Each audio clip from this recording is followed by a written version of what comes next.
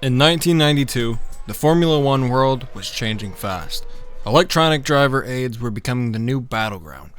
Williams was setting the pace with the legendary FW14B, and McLaren, once unbeatable, suddenly found itself fighting to keep up.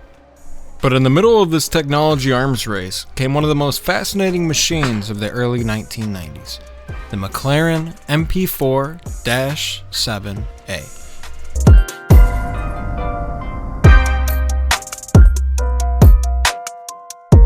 A car that marked the end of an era, the final Honda-powered McLaren, and the last machine Ayrton Senna would drive with the spirit of true title contention. This is the story of the MP4-7. To understand the MP4-7, we need to go back to 1991.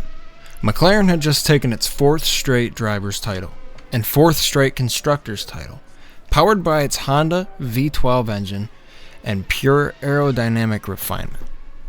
But by 1992, the game had changed. Williams arrived with a fully active suspension system, advanced traction control, and a semi-automatic gearbox. McLaren needed a response, and fast. So they built the MP4-7A, a technological overhaul of the previous MP4-6, with a new carbon composite chassis, new electronics, and the first McLaren to ever use a semi-automatic paddle-shifting gearbox.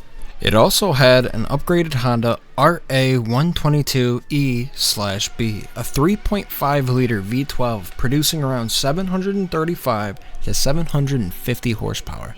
When Honda was designing the RA122E/B, they had two goals in mind: max power and an ultra-smooth delivery with new semi-automatic gearbox. To accomplish this, they built an engine with a 60-degree V angle, a tighter package than the Ferrari 65 or 75-degree V12s, with a more compact design for Aero, a 3.5-liter naturally aspirated V12 with a rev limit of 14,200 RPM, with a weight of 155 kilograms, just a little heavier than Renault's V10 by 10 kilograms. But this one had a slightly higher center of gravity, but a smoother, more linear torque curve compared to Ferrari and Lamborghini's V12s of the same era.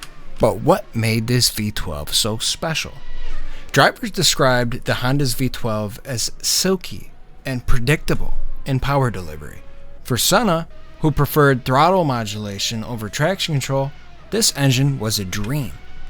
The even firing order and the narrow V angle gave the MP4-7 astonishing drivability, especially in low-speed corners.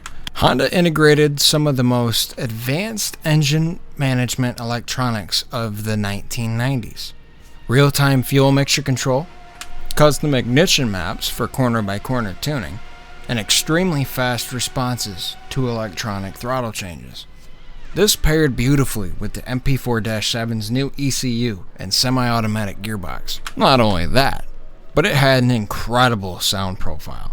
While subjective, the RA122E/B is often cited as one of the greatest sounding F1 engines in history. High-pitched, clean harmonics, screaming top end at 14,000 RPMs, no harsh metallic overtones like Ferrari's 1991 V12. It was a mechanical symphony, the literal end of an era.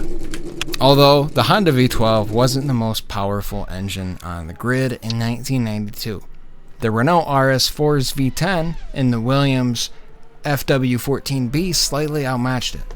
But Honda had its own strengths: better drivability at medium speeds, a more stable power curve, stronger torque in the mid-range, supremely reliable, and the perfect integration with the semi-automatic gearbox. Although it did have its weaknesses: heavier than its V10 rivals, higher cooling requirements, a slightly worse fuel efficiency, and it didn't pair well with McLaren's less advanced active systems. The weight and the cooling challenges contributed to McLaren's aero disadvantage versus Williams. But Honda spent massive resources refining the V12 from 1990 to 1992. In 1990, Honda built the RA100E, This early V12 was fast, but fragile. It had poor reliability.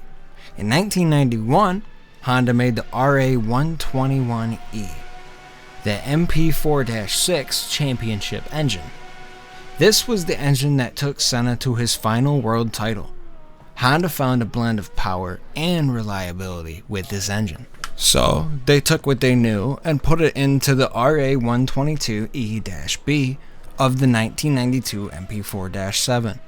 It was the final iteration. Honda improved the combustion chamber efficiency, valve timing, thermal coatings, fuel injection responsiveness, and magnesium alloy components for weight reduction. This made it the smoothest and most refined V12 Honda ever built.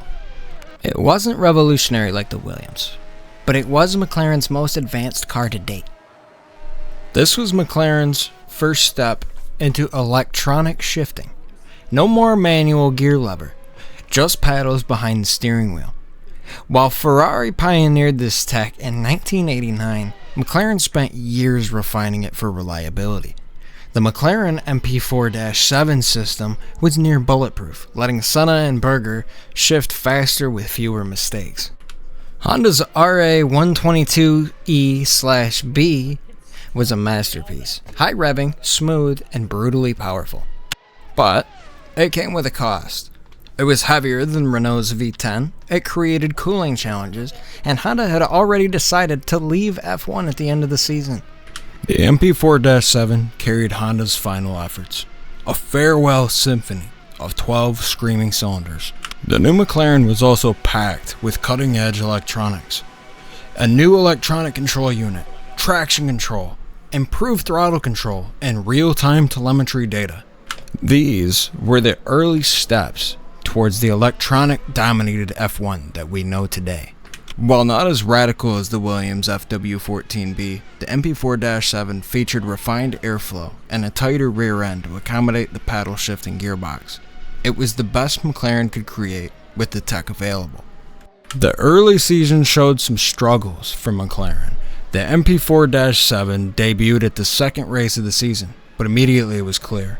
The Williams was untouchable. Senna's results were plagued by gearbox gremlins, electronic issues, and a simple lack of raw pace. Nigel Mansell and the FW14B were in another league, although Senna, being Senna, had moments of sheer brilliance. In 1992 at the Monaco Grand Prix, Senna squeezed everything out of the MP4-7 on the streets where the driver's skills matter most. In the 1992 Hungarian GP, Senna took victory, a dramatic win, holding off Mansell in what many consider one of Senna's greatest defensive drives ever. In the 1992 Italian Grand Prix, Senna capitalized on a strong race pace and a mistake from Mansell to secure his second win of the season. This was the final Honda-powered McLaren victory in Formula One history. The MP4-7 raced in 16 races, won 5, had 10 podiums, had 1 pole, 3 fastest laps, and was second in the Constructors' title just behind Williams. Drivers Senna and Berger finished 4th and 5th in the drivers' standings. Not championship numbers, but impressive considering the technological gap. Although it didn't win a championship, it left a legacy. The MP4-7 marks a turning point for McLaren and Formula One. It was Honda's last V12. After 1992, Honda left the sport entirely. It was the last McLaren Senna would drive with true title hopes. A year later, he'd leave for Williams. Though, it was the beginning of McLaren's electronic revolution. The paddle shift system and electronic powertrain ideas from the MP4-7 directly influenced the MP4-8, Senna's final McLaren, now Ford-powered, the MP4-9, and the McLaren's mid-90s return to championship contention. Though overshadowed by the Williams FW14B, the MP4-7 is remembered for its resilience, innovation, and the final chapter of a legendary partnership. The McLaren MP4-7 wasn't the fastest car in 1992, but it was one of the most important. A car built in the shadow of a technological revolution. and driven by one of the greatest talents the sport has ever seen. The last warrior of the Honda Senna era. A final V12 battle cry before Formula One changed forever. Thank you guys so much for watching the video. If you guys like this kind of content, be sure to like and subscribe for more videos that will be coming soon. I hope you have a great day. Peace out, people.